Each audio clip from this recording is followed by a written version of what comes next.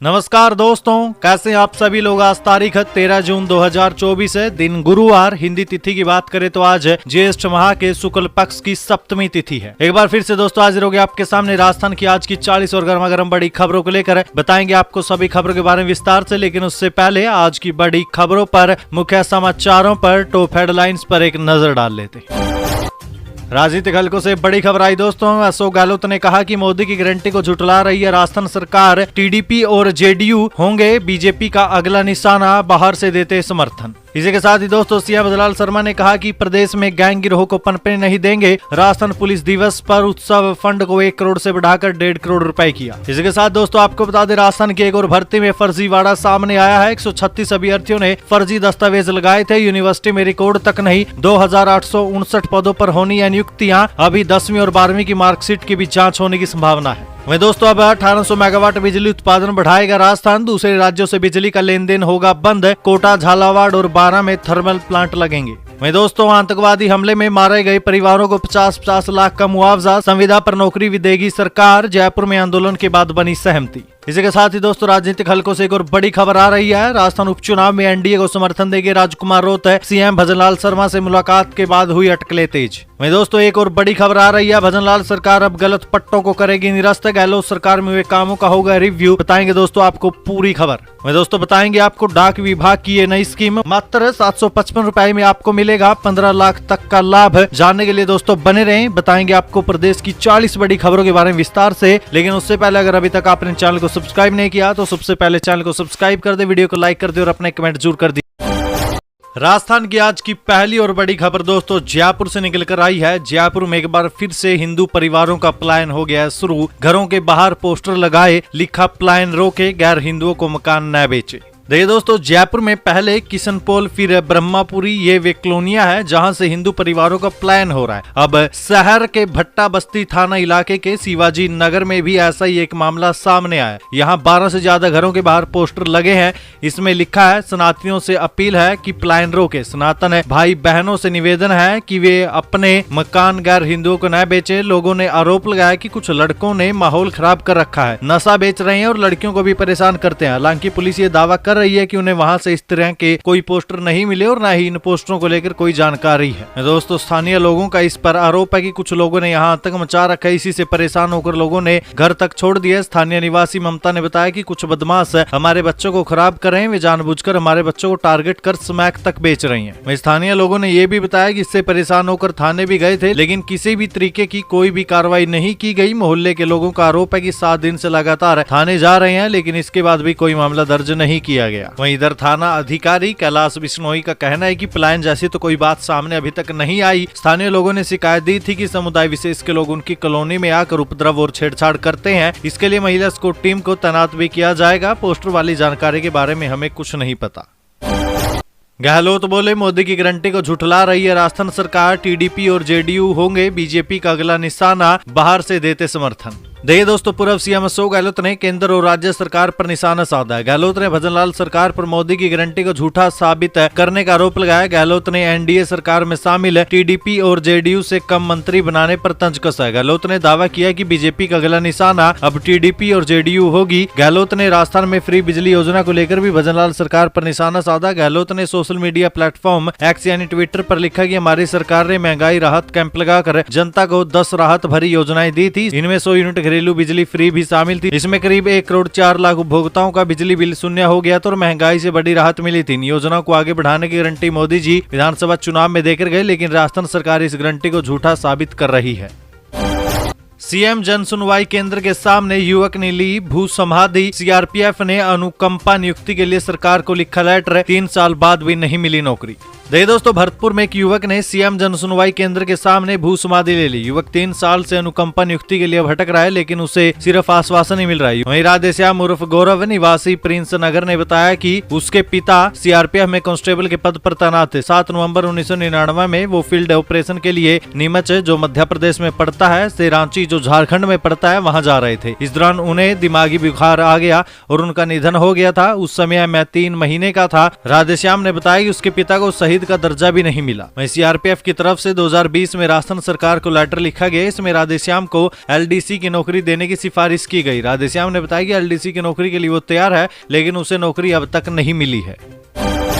आतंकवाद के खिलाफ बजरंग दल का प्रदर्शन, केंद्र सरकार के घाटी में फिर से ऑपरेशन क्लीन चलाने की मांग। देखिए, विश्व हिंदू परिषद की युवा इकाई बजरंग दल के द्वारा जम्मू कश्मीर में हो रही आतंकी हमलों और तीर्थयात्रियों पर हुए कायराना कृत्य को लेकर देश भर में विरोध प्रदर्शन कर पुतला दहन व मुख्यालय पर राष्ट्रपति के नाम ज्ञापन सौंपा गया। जोधपुर में भी जिला कलेक्ट्रेट के बाहर पुतला फूंक कर घाटी में फिर से ऑपरेशन क्लीन चलाने की मांग की गई। बजरंग दल संयोजक यशपाल कछवाहा ने बताया कि महानगर के कार्यकर्ताओं ने जिहादी मानसिकता रखने वाले इस्लामिक आतंकवाद का पुतला दहन कर नारेबाजी करते हुए कड़ा विरोध प्रदर्शन किया। प्रांत संयोजक विक्रम परिहार ने कहा कि पाकिस्तान घोषित आतंकवाद आज पूरे कश्मीर घाटी में पैर पसार रहा है। ऐसे जिहादी मानसिकता वाले इस्लामिक आतंकियों को केंद्र सरकार द्वारा ऑपरेशन क्लीन चलाकर चुन चुन कर मारना चाहिए। दोस्तों, आपका इस बारे में क्या विचार है? अपनी राय कमेंट सेक्शन में जरूर दें। कांग्रेस सांसद कसवा बोले, वसुंधरा राजे सही मायने में लीडर, उनके नेतृत्व में ऐसी हार नहीं देखी। दुष्यंत पर कहा कि बीजेपी में मंत्री बनाने के क्या पैरामीटर। देखिए दोस्तों, चूरू से कांग्रेस सांसद राहुल कसवा ने बीजेपी लीडरशिप पर सवाल उठाए हैं। कसवा लोकसभा चुनाव में बीजेपी से टिकट कटने के बाद कांग्रेस में शामिल हो गए थे। उन्होंने कांग्रेस के टिकट पर चूरू से चुनाव लड़ा और जीत भी गई। कसवा ने पूर्व सीएम वसुंधरा राजे की तारीफ करते हुए कहा कि सही मायने में वे लीडर हैं। उनके नेतृत्व में हुए चुनाव में बीजेपी ने कभी भी ऐसी हार नहीं देखी। कसवा ने दुष्यंत सिंह के मंत्रिमंडल में शामिल न होने पर भी सवाल उठाए हैं। कसवा ने भाजपा प्रदेश अध्यक्ष सीपी जोशी पर भी तंज कसते हुए कहा कि मेरे हिसाब से तो उन्होंने राजस्थान भी नहीं घूमा। बीजेपी के वरिष्ठ नेता राजेंद्र राठौड़ पर निशाना साधते हुए कसवा ने कहा कि राजेंद्र राठौड़ जैसे लोगों के पास पॉलिटिकल एक्सपोजर था, जिन्होंने पूरे सिस्टम का मिसयूज किया। वहीं राहुल कसवा ने पूर्व सीएम वसुंधरा राजे के बेटे और झालावाड़ 12 से 5वीं बार सांसद दुष्यंत सिंह को मंत्री नहीं बनाए जाने पर भी सवाल उठाए। उन्होंने कहा कि इतने बड़े क्षेत्र से लगातार 5वीं बार सांसद बनना कोई आसान बात नहीं होती। आपके खिलाफ एंटी इनकवेंसी हो जाती है। ऐसे में लोग पूछ रहे हैं कि बीजेपी के मंत्री बनाने का आखिर पैरामीटर क्या है। डॉक्टर मिर्धा बोली, डबल इंजन सरकार से नागौर का होगा विकास। आवास पर की जन सुनवाई, अफसरों को समस्याओं का निस्तारण के दिए निर्देश। देखिए, भारतीय जनता पार्टी की प्रदेश उपाध्यक्ष डॉक्टर ज्योति मिर्धा ने नागौर स्थित आवास पर जन सुनवाई की। जिले भर से आए ग्रामीणों ने डॉक्टर मिर्धा को लिखित व मौखिक समस्याएं बताई। सबसे ज्यादा प्रकरण असामान्य बिजली कटौती और पानी की समस्याओं से संबंधित थे। ग्रामीणों ने बताया कि रात के समय घोषित है बिजली कटौती से हर कोई परेशान है। भीषण गर्मी में बिजली कटौती की वजह से बहुत परेशानी हो रही है। डॉक्टर ज्योति मिर्धा ने आमजन की समस्याओं को लेकर संबंधित अधिकारियों को फोन कर त्वरित निस्तारण की भी बात कही। राजस्थान के स्कूलों में पढ़ाया जाए स्वच्छता का पाठ। मेयर बोली, सफाई में सिंगापुर की तरह चमके प्रदेश। कक्षा 1 से लेकर 5 तक हो सिलेबस में बदलाव। देखिए, जयपुर नगर निगम ग्रेटर मेयर सोमिया गुज्जर ने स्कूलों में स्वच्छता का पीरियड जोड़ने की मांग की है। शिक्षा मंत्री मदन दिलावर को ज्ञापन के जरिए कहा कि नए शैक्षणिक स्तर में कक्षा 1 से लेकर 5 तक इसे लागू किया जाए, ताकि बच्चे बचपन से ही स्वच्छता का महत्व समझ सके। हालांकि प्रदेश के स्कूलों में एनसीईआरटी का कोर्स पढ़ाया जा रहा है। दरअसल मेयर बीते दिनों वर्ल्ड सिटी समिट 2024 में शामिल होने के लिए सिंगापुर गई थी। वहाँ की स्वच्छता देखकर राजस्थान को भी सिंगापुर की तरह ही स्वच्छ रखने के लिए पहल की है। सीएम भजनलाल शर्मा बोले, प्रदेश में गैंग गिरोह को पनपने नहीं देंगे। राजस्थान पुलिस दिवस पर उत्सव फंड को 1 करोड़ से बढ़ाकर 1.5 करोड़ किया। देखिए दोस्तों, राजस्थान पुलिस स्थापना दिवस पर राजस्थान पुलिस एकेडमी में बुधवार को राज्य स्तरीय कार्यक्रम आयोजित किया गया था। कार्यक्रम में सीएम भजनलाल शर्मा मुख्य अतिथि के तौर पर मौजूद रहे थे। इस दौरान डीजीपी यूआर साहू ने भी अगवानी की। कार्यक्रम के दौरान पुलिस सेवा में बेहतर काम करने वाले पुलिसकर्मियों को सम्मानित भी किया गया। वहीं इस अवसर पर सीएम ने राजस्थान पुलिस के उत्सव फंड को 1 करोड़ से बढ़ाकर 1.5 करोड़ रुपए करने की घोषणा की। वहीं मुख्यमंत्री भजनलाल शर्मा ने इस दौरान पुलिस अधिकारियों को संबोधित करते हुए कहा कि राजस्थान पुलिस का अपराधियों में डर और आमजन में विश्वास ध्येय वाक्य पर हम सभी को मिलकर काम करना होगा। गैंग और गिरोह को प्रदेश में पनपने नहीं देना है। राजस्थान पुलिस को आधुनिक बनाने के लिए सरकार हर संभव काम करने के लिए तैयार है। सरकार चाहती है कि राजस्थान पुलिस हर फील्ड में बेहतर काम करे, जिससे प्रदेश की पुलिस का नाम देश में गूंजे। 40 सूत्रीय मांगों को लेकर शिक्षा मंत्री से मिले शिक्षक। मदन दिलावर बोले, जल्द होगा समस्याओं का समाधान। देखिए दोस्तों, राजस्थान शिक्षक संघ के प्रतिनिधि मंडल ने 40 सूत्रीय मांगों को लेकर शिक्षा मंत्री मदन दिलावर से वार्ता की। प्रतिनिधि मंडल ने शिक्षकों की समस्याओं से शिक्षा मंत्री को अवगत करवाया। वहीं शिक्षा मंत्री ने भी शिक्षकों को समस्याओं का समाधान करने का आश्वासन दिया। प्रदेश अध्यक्ष रमेश चंद्र पुष्करणा ने बताया कि स्कूलों में बाल गोपाल दूध योजना के तहत दिए जाने वाले दूध पाउडर के स्थान पर अन्य व्यवस्थाएं जैसे कि मिलेट्स प्रोडक्ट अथवा दूध की व्यवस्था की जाए। इसके साथ ही पीडी मद के शिक्षकों को वेतन बजट के लिए एक मुश्त बजट आवंटित करते करते हुए वेतन भुगतान की व्यवस्था सीधे कोष कार्यालय से करने, न्यायालय के माध्यम से शिक्षकों की प्रथम नियुक्ति के ग्रीष्मा अवकाश अवधि को सेवा अवधि की गणना में शामिल करने व लंबित चल रहे एसीपी, एमएससीपी और जांच प्रकरणों को शिविर लगाकर निस्तारण करने सहित अनेक मांगों पर वार्ता की गई। राजस्थान की एक और भर्ती में फर्जीवाड़ा, 136 अभ्यर्थियों ने फर्जी दस्तावेज लगाए, यूनिवर्सिटी में रिकॉर्ड नहीं, 2859 पदों पर होनी है नियुक्ति। देखिए, फार्मासिस्ट के 2859 पदों पर भर्ती में कई अभ्यर्थी फर्जी सर्टिफिकेट के जरिए नौकरी लेने की फिराक में आवेदन और उनके साथ अटैच डॉक्यूमेंट्स की जब जांच की गई तो कई चौंकाने वाले तथ्य सामने आए। कई अभ्यर्थियों ने मध्य प्रदेश, झारखंड, मेघालय, उत्तर प्रदेश, हिमाचल प्रदेश समेत अन्य राज्यों के कॉलेजों और यूनिवर्सिटियों की बी फार्मा की फर्जी डिग्रियां लगा रखी थी। बताया जा रहा है कि अब तक ऐसे 136 अभ्यर्थी सामने आ चुके हैं। इसलिए दोस्तों अब इन अभ्यर्थियों की 10वीं और 12वीं की मार्कशीट की भी जांच होने की संभावना है, क्योंकि दोस्तों इतनी ज्यादा मात्रा में इनके फर्जी दस्तावेज सामने आए हैं, तो अब इनके 10वीं और 12वीं की मार्कशीट की भी जांच की जाएगी। 18,000 मेगावाट बिजली उत्पादन बढ़ाएंगे, दूसरे राज्य से बिजली का लेन देन बंद होगा, कोटा, झालावाड़, बारां में थर्मल प्लांट लगेगा। देखिए, कई वर्षों से चली आ रही दूसरे राज्यों से बिजली की लेन देन अब राजस्थान सरकार नहीं करेगी। अप्रैल, मई, जून, जुलाई के भीषण गर्मी वाले महीनों में लगभग 22,400 लाख यूनिट बिजली जो दूसरे राज्यों को लौटानी पड़ती थी वो अब नहीं लौटानी पड़ेगी। दरअसल प्रदेश में सर्दियों में रबी फसल के लिए बिजली की अतिरिक्त जरूरत होती है। ऐसे में आंध्र प्रदेश, तमिलनाडु, महाराष्ट्र, छत्तीसगढ़, यूपी से अक्टूबर से फरवरी के बीच बिजली ली जाती है। इसे मार्च से सितंबर के बीच लौटाना होता है। प्रदेश में 18,000 मेगावाट उत्पादन बढ़ाने के लिए MOU कॉन्ट्रैक्ट हुए। 3 थर्मल प्लांट कोटा, झालावाड़, बारां में लगेंगे। बिजली संकट से निपटने के लिए हम खुद बिजली प्रोड्यूस करेंगे। राज्यों से बिजली की बैंकिंग यानी कि लेन देन अब राजस्थान में नहीं किया जाएगा।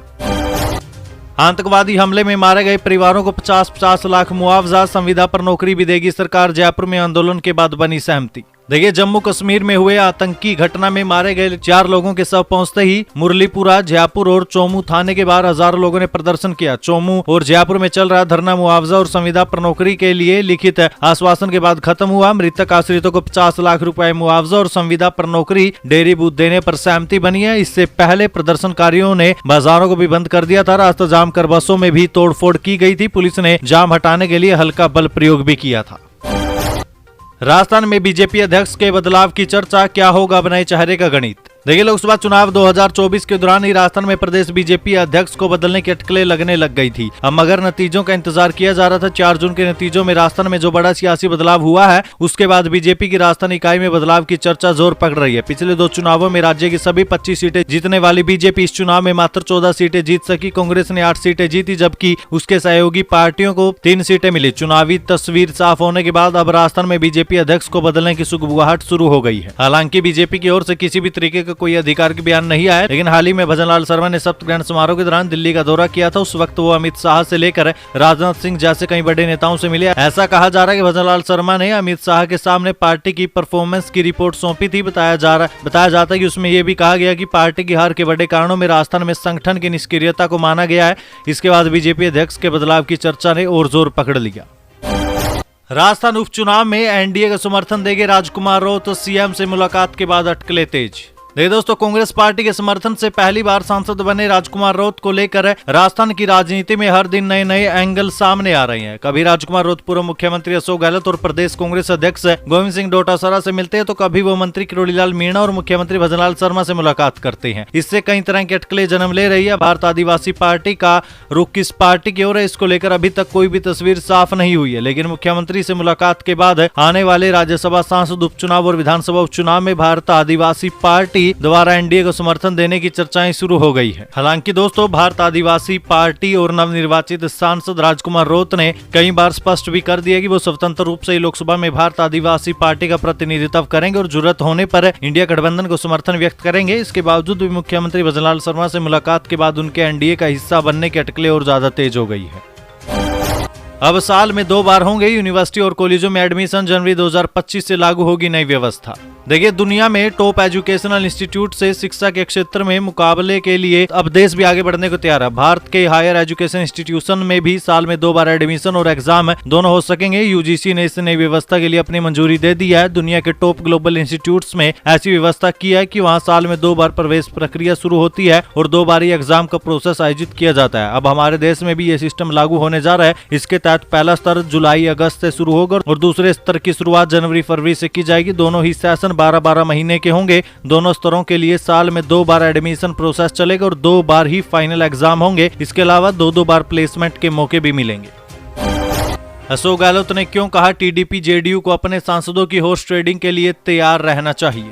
देखिए, लोकसभा चुनाव 2024 के बाद अब देश में पीएम मोदी के नेतृत्व में एनडीए की सरकार बन चुकी है। केंद्रीय मंत्रिमंडल का गठन और विभागों का बंटवारा भी हो चुका है। हालांकि एनडीए ने लोकसभा अध्यक्ष पद के लिए किसी का चुनाव नहीं किया। कुछ नाम लोकसभा अध्यक्ष पद के लिए सामने आ रहे हैं, जिसके बाद इसे लेकर सियासत भी तेज हो गई है। एनडीए गठबंधन की सरकार है, ऐसे में स्पीकर के लिए सर्वसम्मति से फैसला लेना होगा। लेकिन इस बीच राजस्थान के पूर्व सीएम और कांग्रेस के वरिष्ठ नेता अशोक गहलोत ने स्पीकर पद के लिए टीडीपी और जेडीयू को बड़ी सलाह दी। अशोक गहलोत ने न केवल टीडीपी और जेडीयू को लोकसभा स्पीकर पद के लिए सलाह दी, बल्कि ये भी कहा कि वो अपने सांसदों के हॉर्स ट्रेडिंग के लिए तैयार रहें। अशोक गहलोत ने सोशल मीडिया प्लेटफॉर्म एक्स के जरिए बीजेपी पर निशाना साधते हुए कहा कि लोकसभा स्पीकर पद के चुनाव की ओर केवल टीडीपी और जेडीयू ही नहीं बल्कि पूरे देश की जनता उत्सुकता से देख रही है। यदि बीजेपी के मन में आगे जाकर कोई भी अलोकतांत्रिक कृत्य करने का इरादा नहीं है तो उन्हें स्पीकर का पद किसी सहयोगी दल को ही देना चाहिए।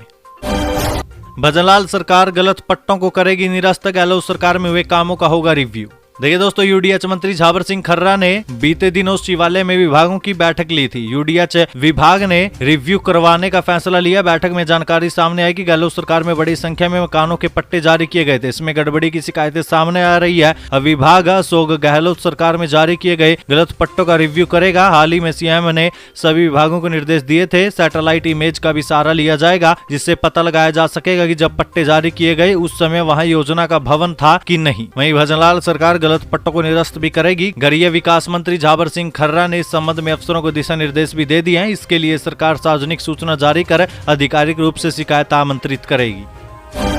भजनलाल सरकार का बड़ा फैसला, सरकारी कर्मचारियों और रिटायर्ड कर्मचारियों को दवाइयों की होगी होम डिलीवरी। देखिए दोस्तों, एक सरकारी बयान के अनुसार भजनलाल सरकार अब राजस्थान सरकार स्वास्थ्य योजना के अंतर्गत राजस्थान राज्य सहकारी उपभोक्ता संघ के माध्यम से कर्मचारियों और पेंशन भोगियों को दवाइयों की होम डिलीवरी करेगी। ये काम जल्द ही पायलट परियोजना के आधार पर शुरू किया जाएगा। उन्होंने कहा कि वित्त विभाग द्वारा इंटीग्रेटेड फाइनेंस मैनेजमेंट सिस्टम 3.0 में भी कर्मचारियों को कई ऑनलाइन सुविधाएं दी जा रही है। मुख्यमंत्री ने कहा कि इस प्रणाली के माध्यम से कार्मिक जीपीएफ आहरण करने के साथ ही राज्य बीमा ऋण भी ले सकेंगे। जाने दोस्तों, डाक विभाग की आई ये नई स्कीम, मात्र 755 रुपए में मिलेगा 15 लाख तक का लाभ।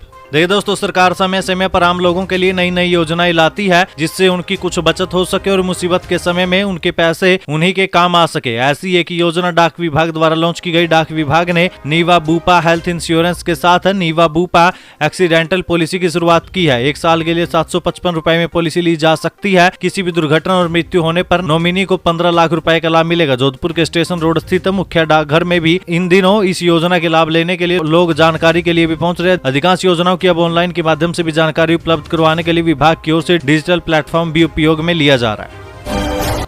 सीपी जोशी ने कांग्रेस पर लगाया बड़ा आरोप, बताया एनडीए 400 पार क्यों नहीं कर पाई। देखिए, लोकसभा चुनाव 2024 के नतीजे आते ही चुनाव संपन्न हो गया। इस बार बीजेपी को काफी नुकसान हुआ, जिसके बाद इस बार एनडीए गठबंधन की सरकार बनाई गई। वहीं बीजेपी ने इस बार 400 पार का नारा दिया था, लेकिन पूरी एनडीए 300 सीट भी पार नहीं कर पाई। ऐसे में अभी इस पर सियासत तेज होती जा रही है। इस बीच राजस्थान बीजेपी के अध्यक्ष और चित्तौड़गढ़ के सांसद सीपी जोशी ने बताया कि एनडीए 400 सीट क्यों नहीं पार कर पाई। सीपी जोशी ने कहा कि मोदी सरकार ने 10 साल में बहुत काम किए, जबकि कांग्रेस ने चुनाव में भ्रम फैलाकर जनता को बरगलाने का काम किया। भाजपा के 400 पार के नारे पर जनता को भ्रमित करते हुए कहा कि अगर 400 पार पहुंची तो भाजपा आरक्षण समाप्त कर देगी और संविधान को बदल देगी। कांग्रेस ने गरीब महिलाओं के खाते में हर महीने पैसे भेजने का भी लालच दिया। उन्होंने कहा कि प्रदेश की जनता ने विधानसभा चुनाव और लोकसभा चुनावों में मोदी सरकार के काम पर मोहर लगाई। भाजपा और मोदी सरकार को जनता ने जो समर्थन और आशीर्वाद दिया, उससे विकास में ना पहले कोई कमी आई और ना ही आगे आएगी। शिक्षा विभाग का नया फरमान, परिवार में जितने सदस्य उतने लगाने होंगे पौधे। देखिए, शिक्षा विभाग ने मानसून के दौरान अधिक से अधिक पौधे लगाने और पर्यावरण संरक्षण को बढ़ावा देने के लिए स्कूली बच्चों को जिम्मेदारी सौंपी है। अलवर जिले में इस बार 6 लाख पौधे लगाने का लक्ष्य रखा गया है। इसमें स्कूल के आसपास खेल मैदान, सार्वजनिक स्थानों को शामिल किया गया है। अब स्कूली विद्यार्थियों को पढ़ाई के साथ साथ पौधारोपण करना अनिवार्य होगा। प्रत्येक ब्लॉक पर लगभग 50,000 से ज्यादा पौधे लगाए जाएंगे। पौधारोपण अभियान में अधिकारी, संस्था प्रधान और शिक्षक भी भूमिका निभाएंगे। किसानों के लिए बड़ी खुशखबरी, राजस्थान में यहां पर मुफ्त में मिल रहा है मूंग और मोठ। देखिए दोस्तों, प्रदेश भर में बाजरा, मूंग, मोठ व ढेंचा सहित खरीफ की फसलों की बुआई करने वाले किसानों के लिए एक अच्छी खबर है। कृषि विभाग की ओर से खरीफ की प्रमुख फसलों को उन्नत किस्म के निःशुल्क मिनी किट उपलब्ध करवाए जा रहे हैं। मिनी किट का आवंटन निःशुल्क किया जाएगा। अच्छी बात यह है कि मिनी किट वितरण के लिए किसानों का चयन एक कमेटी की ओर से किया जाएगा। इससे चहेतों को मिनी किट बांटने जैसे विवादों पर अंकुश लग जाएगा। अभियान में मंदिर माफी भूमि पर काश्त करने वाले किसान भी मिनी किट ले सकेंगे। बीज मिनी किट लघु व सीमांत महिला किसानों को ही दिए जाएंगे। कृषि विभाग ने श्रीगंगानगर सहित प्रदेश के लिए मिनी किट वितरण का लक्ष्य आवंटित कर दिया है। राजस्थान सरकार में खुले 303 कॉलेजों की होगी जांच। कमेटी 30 दिन में देगी रिपोर्ट। देखिए दोस्तों, राजस्थान में गत कांग्रेस शासन के दौरान राजस्थान कॉलेज एजुकेशन सोसाइटी के तहत खोले गए 303 कॉलेजों के नामांकन व उपादेयता सहित अन्य बिंदुओं की पड़ताल की जाएगी। इसके लिए राज्य सरकार ने 8 जून को आदेश जारी कर वर्धमान महावीर ओपन विश्वविद्यालय कोटा के कुलपति प्रोफेसर कैलाश ओढ़नी को संयोजक बनाते हुए 8 सदस्यीय उच्च स्तरीय कमेटी का गठन किया है। कमेटी में वित्त, विधि और उच्च शिक्षा से जुड़े अधिकारियों और अनुभवी शिक्षाविदों को शामिल किया गया है। राजस्थान की महिलाएं भारत समेत 96 देशों में दूर कर रही है अंधेरा। 75,000 से अधिक घरों में लगाए सोलर सिस्टम।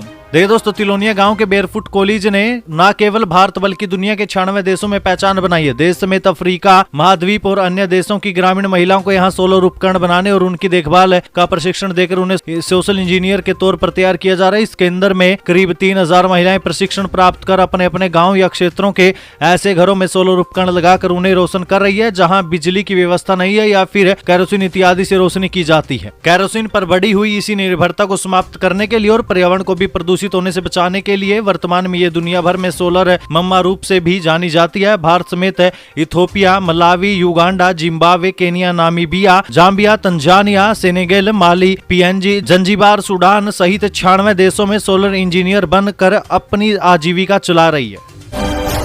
करियर बनाने के लिए युवाओं के बीच ये फील्ड बन रही है पहली पसंद। 50% से अधिक ने दिखाई रुचि। देखिए दोस्तों, बदलते परिप्रेक्ष्य में युवा अब चिकित्सा और इंजीनियरिंग क्षेत्र में करियर बनाना ज्यादा पसंद कर रहे हैं। हालांकि प्रशासनिक सेवा, शिक्षण, बैंकिंग, सीए सहित अन्य क्षेत्रों में भी करियर के विकल्प है, लेकिन इनसे अलग ज्यादातर युवाओं की पहल पसंद इंजीनियरिंग और मेडिकल फील्ड है। ये ट्रेंड देश और प्रदेश में टॉप पर है। 9वीं और 10वीं कक्षा से ही विद्यार्थी करियर को लेकर खासे गंभीर रहते हैं। 11वीं और 12वीं कक्षा में 50% से ज्यादा विद्यार्थी विज्ञान संकाय चुनते हैं। इसका उद्देश्य मेडिकल और इंजीनियरिंग की पढ़ाई और करियर बनाना है। देश और प्रदेश में मेडिकल और इंजीनियरिंग फील्ड सबसे टॉप पर है। नीट परीक्षा देने वाले विद्यार्थियों की संख्या 25 लाख तक पहुंच चुकी है। इंजीनियरिंग से जुड़ी जेईई मेन और एडवांस परीक्षा का आंकड़ा भी 15 से 18 लाख तक पहुंच गया है। मेडिकल और इंजीनियरिंग से जुड़ी प्रतियोगी प्रवेश परीक्षाओं के मुकाबले देश की अन्य परीक्षाओं में 5 से 10 लाख विद्यार्थी ही बैठते हैं। गन्ने की नई वैरायटी, 4 से 5,000 बीघा गन्ने का बढ़ेगा रकबा। देखिए दोस्तों, इस बार श्री कर्णपुर क्षेत्र में गन्ना फसल का रकबा करीब 4 से 5,000 बीघा बढ़ने की संभावना है। शुगर मिल प्रबंधन का कहना है कि पिछली बार कपास की फसल में गुलाबी सुंडी व अंधड़ से खेतों में 20 से 90% तक फसल बर्बाद हो गई थी। वहीं गन्ने की बम्पर फसल हुई थी। पंजाब की तर्ज पर 391 रुपए प्रति क्विंटल भाव मिले। एक सीजन में किसानों को झोली में 53 करोड़ रुपए आए थे। नरमा का विकल्प गन्ने की फसल बन रही है। इस कारण मोढ़ी व बीजू गन्ने की फसल का रकबा बढ़ रहा है। साथ ही इस बार गन्ने की फसल भी अगेती की नई वैरायटी आई है। इसका किसानों ने अच्छा बीजान किया है। हालांकि पिछले वर्ष श्री कर्णपुर, केसरी सिंहपुर, पदमपुर, गजसिंहपुर सहित श्रीगंगानगर जिले में 12,301 बीघा क्षेत्रफल में गन्ने की फसल की बुआई की थी। इससे पहले साल 9,200 बीघा में ही गन्ने की फसल थी। इस सीजन में 16 से 17,000 बीघा में गन्ने की फसल का रकबा रहने की उम्मीद है। मणिपुर हिंसा पर मचा बवाल, पूर्व सीएम गहलोत ने कह दी ये बड़ी बात। मोहन भागवत के बयान से गरमाई सियासत। देखिए दोस्तों, आरएसएस प्रमुख मोहन भागवत की ओर से मणिपुर हिंसा को लेकर बयान देने के बाद सियासत गर्मा गई है। भागवत के बयान को लेकर पूर्व सीएम अशोक गहलोत का रिएक्शन सामने आया। गहलोत ने भागवत के बयान का जिक्र करते हुए पीएम मोदी और बीजेपी पर निशाना साधा। साथ ही उन्होंने कहा कि राहुल गांधी ने कई बार मणिपुर का दौरा किया। गहलोत ने ट्विटर यानी एक्स हैंडल के जरिए कहा कि मणिपुर हिंसा की केंद्र सरकार द्वारा उपेक्षा को लेकर आरएसएस प्रमुख मोहन भागवत का बयान बहुत देर से आया। पिछले 1 साल में केंद्र सरकार ने मणिपुर में हो रहे आंतरिक संघर्ष और हिंसा को गंभीरता से नहीं लिया। उन्होंने आगे कहा कि मणिपुर एक छोटा राज्य है परंतु भारत का अभिन्न अंग है। राहुल गांधी ने मणिपुर का कई बार दौरा किया पर प्रधानमंत्री नरेंद्र मोदी ने कभी भी मणिपुर जाने का प्रयास तक नहीं किया। पूर्व सीएम ने कहा कि मोहन भागवत को अब केंद्र सरकार पर दबाव बनाकर केंद्र सरकार को मणिपुर पर ध्यान देने के लिए मजबूर करना चाहिए जिससे वहां हिंसा रुक सके। आपको बता दें कि दोस्तों, आरएसएस प्रमुख मोहन भागवत ने मणिपुर हिंसा का जिक्र करते हुए कहा था कि मणिपुर पिछले 1 साल साल से शांति स्थापित होने का इंतजार कर रहा है। 10 साल पहले मणिपुर में शांति थी, ऐसा लगा था कि वहां बंदूक संस्कृति खत्म हो गई, लेकिन राज्य में अचानक हिंसा बढ़ गई है। किसानों के लिए एक बड़ी खबर, 28,000 किसानों के खातों में जमा हुए 23 करोड़ रुपए। देखिए दोस्तों, पिछले खरीफ सीजन में बुआई के बाद बारिश की कमी और फसल कटाई के समय बारिश के नुकसान झेल चुके किसानों को राहत की खबर मिली है। मुआवजे का लंबे समय से इंतजार कर रहे किसानों के खातों में बीमा कंपनी ने मुआवजे की राशि भेजना शुरू कर दिया है। सीकर जिले के तो अब तक 28,000 से ज्यादा किसानों के खाते में बतौर मुआवजा 23 करोड़ रुपए जमा हो चुके हैं। वहीं बीमा कंपनी की ओर से किसानों के खातों में रुपए भेजने की प्रक्रिया चल रही है। बीमा कंपनी और केंद्र सरकार की ओर से जिलेवार किसानों की जानकारी मंगवाई गई थी, जिसके आधार पर से इस राशि ट्रांसफर करने की प्रक्रिया चल रही है। उम्मीद की जा रही है कि जल्द ही सभी किसानों के खातों में ये मुआवजा राशि पहुंच जाएगी।